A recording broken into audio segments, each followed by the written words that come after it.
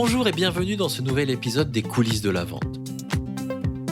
Vous savez, j'ai l'intime conviction que la réussite dans la fonction commerciale repose sur 3 fondamentaux. La connaissance, la croyance et la répétition. Nous avons abordé la connaissance dans l'épisode 5 et la répétition dans le premier épisode. Nous allons donc parler aujourd'hui de la croyance et de son impact sur la réussite. La croyance, c'est le pilier central, le trait d'union entre les deux autres. Vous aurez beau maîtriser la connaissance et la répétition, si vous ne croyez pas en vous et en ce que vous vendez, si vous n'avez pas la foi, alors vos résultats risquent de ne pas être à la hauteur de vos attentes ou de celles de votre manager. Dans cet épisode, je vous propose de rebalayer la connaissance et la répétition avant d'aborder plus longuement la croyance. Connais-toi, toi-même, disait Confucius. La connaissance s'étend de la connaissance de soi à la connaissance des méthodes de vente, en passant par la connaissance des autres. La connaissance, c'est la base, le point de départ. Quand on débute dans sa vie professionnelle, dans un nouveau poste, dans une nouvelle entreprise, l'idéal est de bien se connaître. Quelles sont mes forces? Quelles sont mes réactions, notamment lorsque je suis confronté à un refus, quel qu'il soit? On doit aussi apprendre à bien connaître les autres, notre manager, notre équipe, nos collègues, nos prospects, nos clients, mais également nos produits, nos services, ou encore le meilleur moyen de les vendre. Bien évidemment, avec l'expérience, certains domaines demandent moins de travail que d'autres. Et quand on doute, oui, parfois on doute, quand on n'est pas aux chiffres, nous devons alors nous interroger. Est-ce que je connais suffisamment mon offre, mes clients, mes prospects, mon secteur géographique? Dans le cadre d'un nouveau poste, ai-je pris suffisamment de temps pour apprendre à connaître mon manager, l'équipe à laquelle j'appartiens? Qu'est-ce qui fait que je réagis ainsi? Passons à la répétition, qui est le 3e fondamental de la vente. D'ailleurs, Aristote disait « Nous sommes ce que nous faisons à répétition ». L'excellence n'est donc pas un acte, mais une habitude. Tout est question d'habitude, me disait mon père, et rien ne remplace l'expérience, me disait un ancien collègue. J'adore ces 2 phrases, car c'est bien notre vécu, nos expériences qui nous permettent de gagner en efficacité. Et la répétition, c'est le moyen de les démultiplier. C'est ce qui évite d'attendre plusieurs mois, voire plusieurs années pour atteindre la performance que nous souhaitons. Alors, mettez en place de bonnes habitudes, des routines et répétez. Entraînez-vous à la manière d'un acteur, d'un chanteur ou d'un sportif. Rappelez-vous que le succès arrive toujours lorsqu'une opportunité rencontre la préparation. Ce 3e fondamental, la répétition, vient renforcer le premier, la connaissance, notamment la connaissance métier.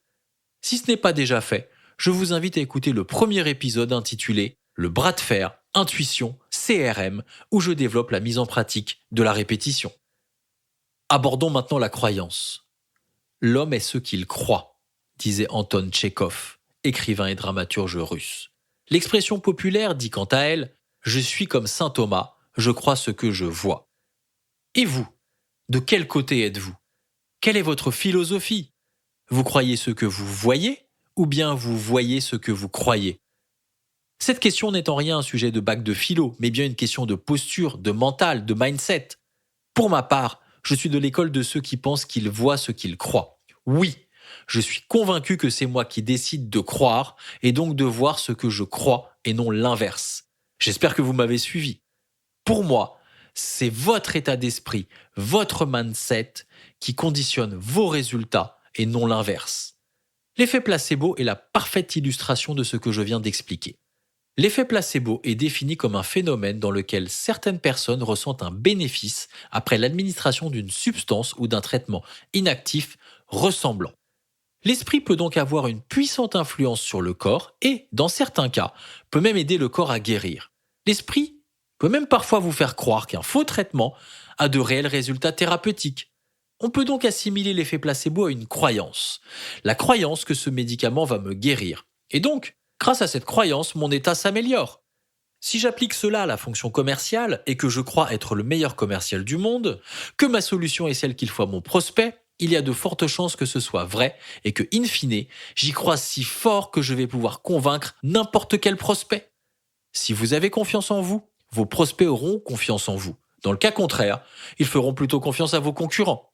Certaines sociétés ont bien compris le pouvoir de la croyance sur leur force de vente.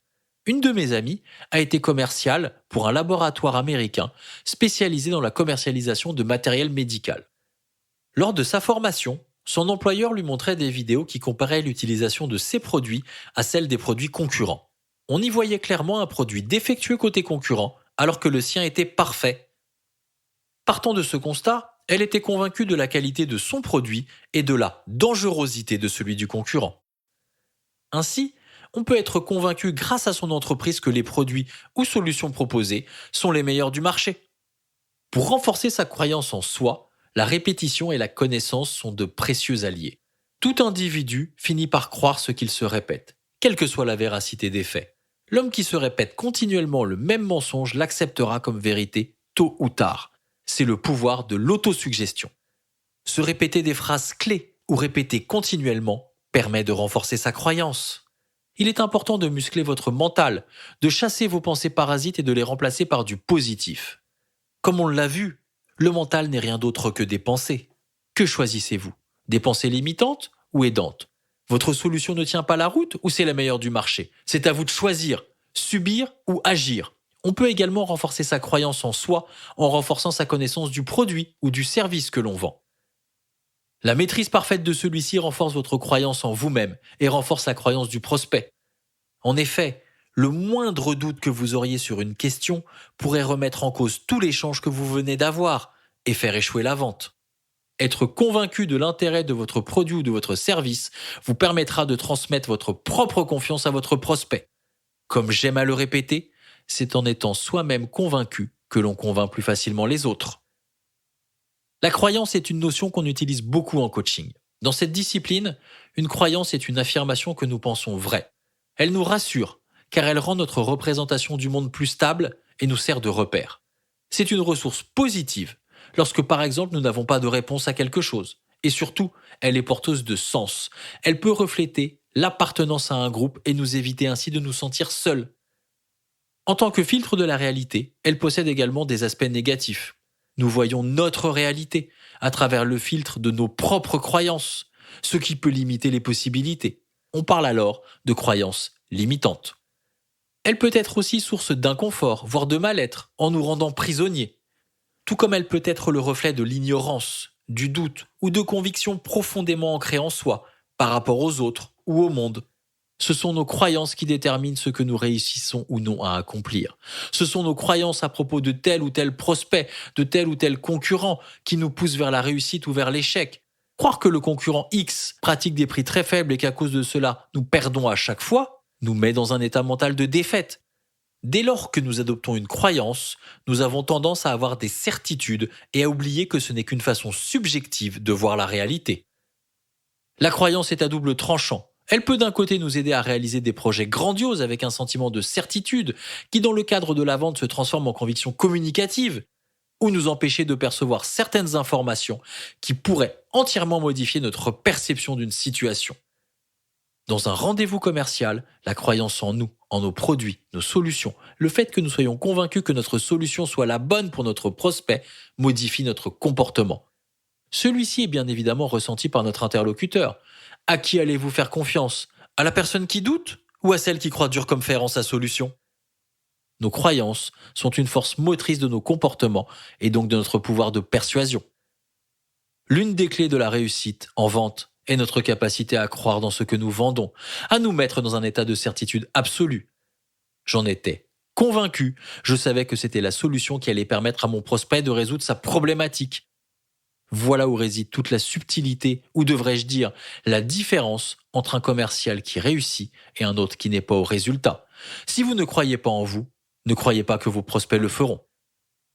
Et pour faire le lien avec le pilier de la répétition, si nous avons la certitude de réussir, si nous y croyons au plus profond de nous-mêmes, alors nous serons capables de nous entraîner sans relâche pour atteindre notre objectif.